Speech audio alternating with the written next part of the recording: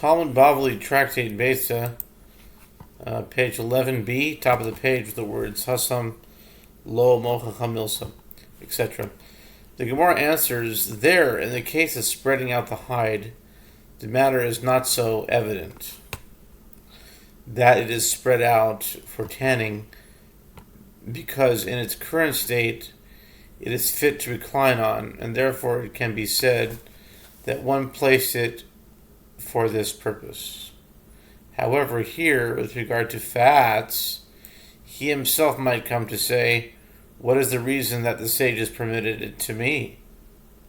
So that it will not emit a foul odor. If so, what is the difference to me if I spread them out? And what is the difference to me if I salt them? This reasoning will lead one to salt hides, which is a prohibited labor. Rav Yehuda said that Shmuel said a person may salt on a festival several pieces of meat at one time, although he requires only one piece, as it is all one act of salting.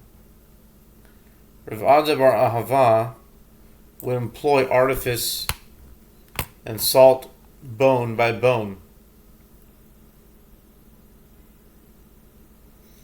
After salting one bone, he would say, I prefer this one instead, and would thereby salt all the meat in his possession. New Mishnah. Beishamai omrim ein masalkin es atrisim b'yom tov v'sil matirin af lachzir.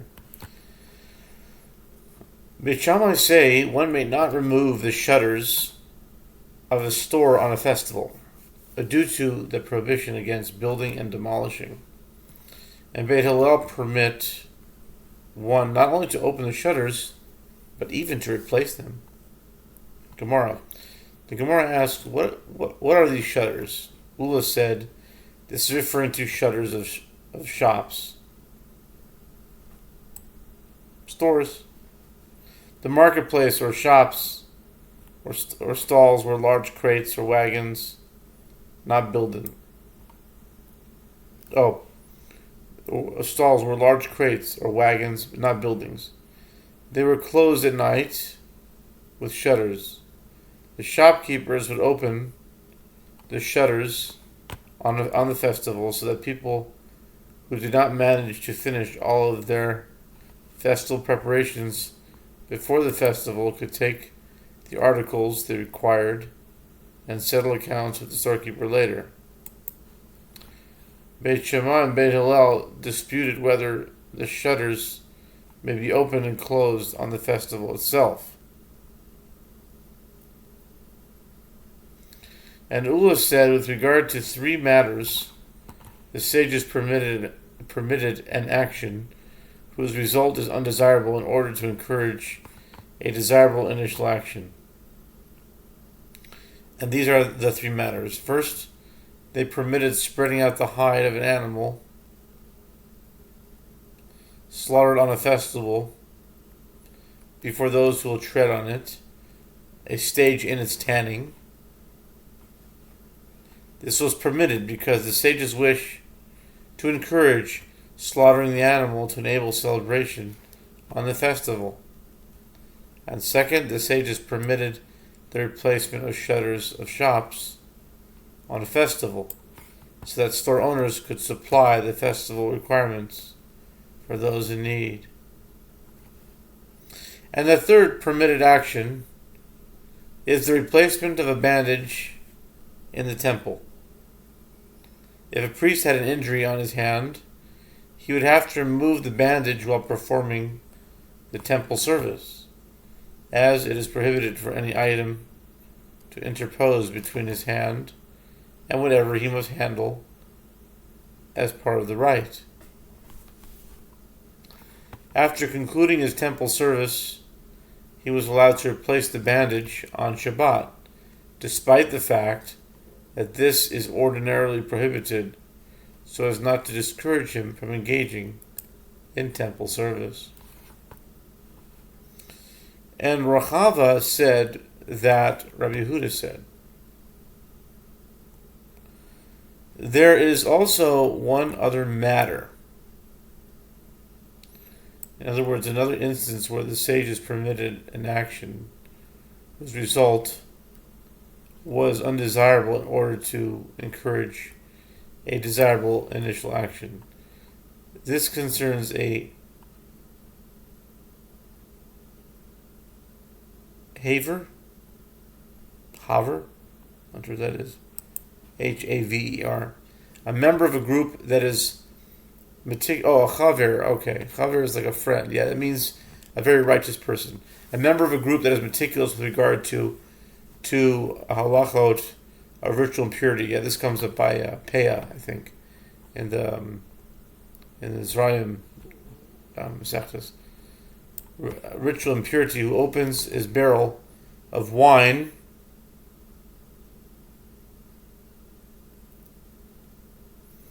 or prepares and begins to sell his dough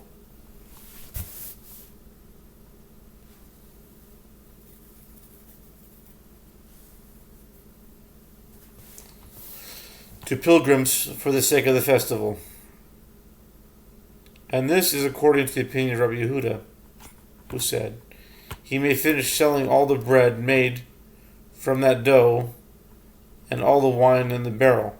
Wine or dough sold to the general public is usually classified as ritually impure, as it might have been touched by an Aretz who is not careful with regard to the halachot of ritual impurity. During a festival, however, the sages decreed that all wine and dough sold in Jerusalem is ritually pure, so as not to embarrass ignorant people, and they may therefore be brought even by a chaver.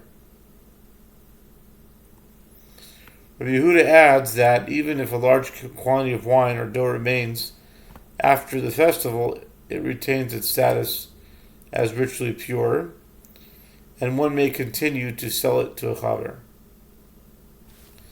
This is a case of permitting an action whose result is undesirable for the sake of an initial action, in that sages maintained the wine and dough's status as ritually pure after the festival in order to encourage people to sell wine and dough on the festival. With regard to Ula's statement, the Gemara asks, we already learned the halakha that one may spread out an animal's hide before those who will tread on it. Why did Ula find it necessary to restate an explicit teaching of a Mishnah? The Gemara explains, lest you say, that the reason of Beit Hillel is because the hide is fit for reclining on it, and therefore, even if the animal is slaughtered on the eve of the festival, it would also be permitted to spread out its hide on the festival. Ula therefore teaches us that the reason for the leniency is that the sages permitted an action whose result was undesirable in order to encourage a desirable initial action. Consequently, in the case of an animal slaughtered on a festival, yes, this halakha applies, but with regard to one that was slaughtered on the eve of a festival, no, one may not spread out its hide.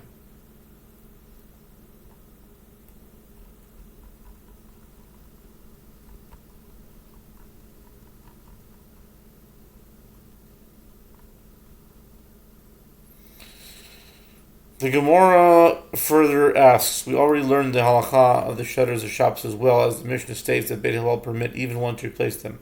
The Gemara explains, this too is necessary, lest you say Beit Hillel's reason for being lenient is that there is no prohibition of building with regard to vessels, and no prohibition of dismantling with regard to vessels. Since these shops are not attached to the ground, they are vessels rather than houses, and it is therefore permitted to replace their shutters. And as a result, the dismantlement and replacement of shutters of large vessels, even of those found in houses, should also be permitted. To counter this logic, Ula therefore teaches us the reason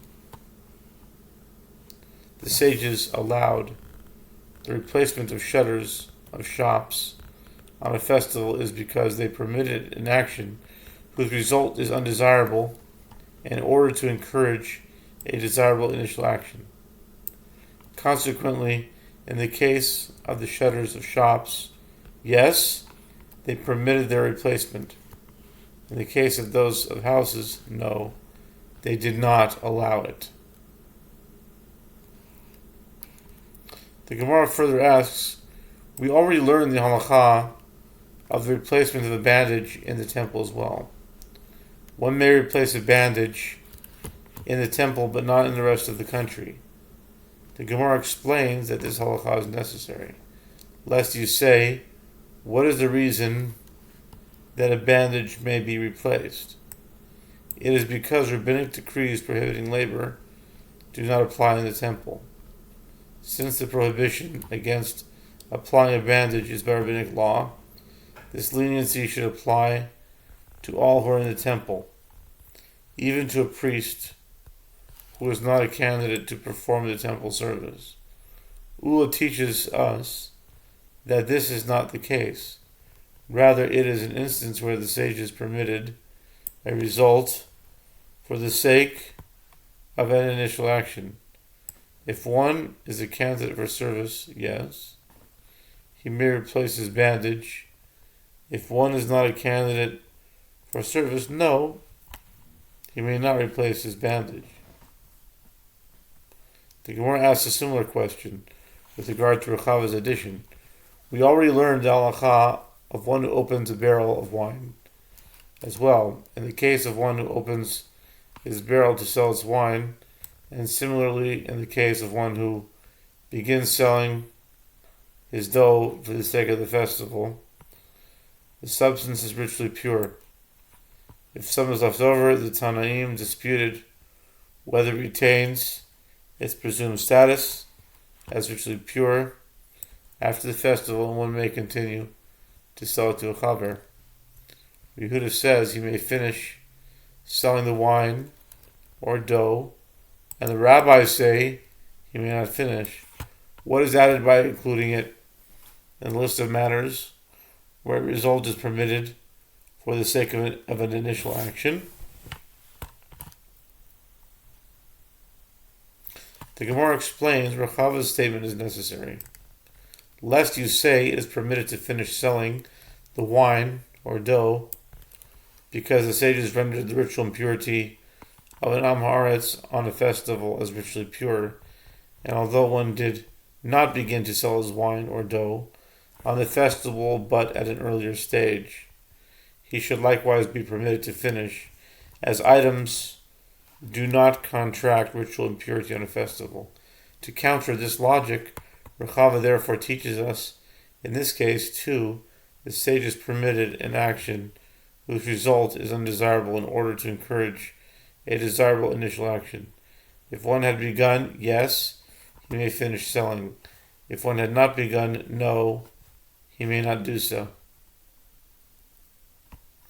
The Gemara asks, and Ula, what is the reason that he did not state this halakha alongside the other cases he listed?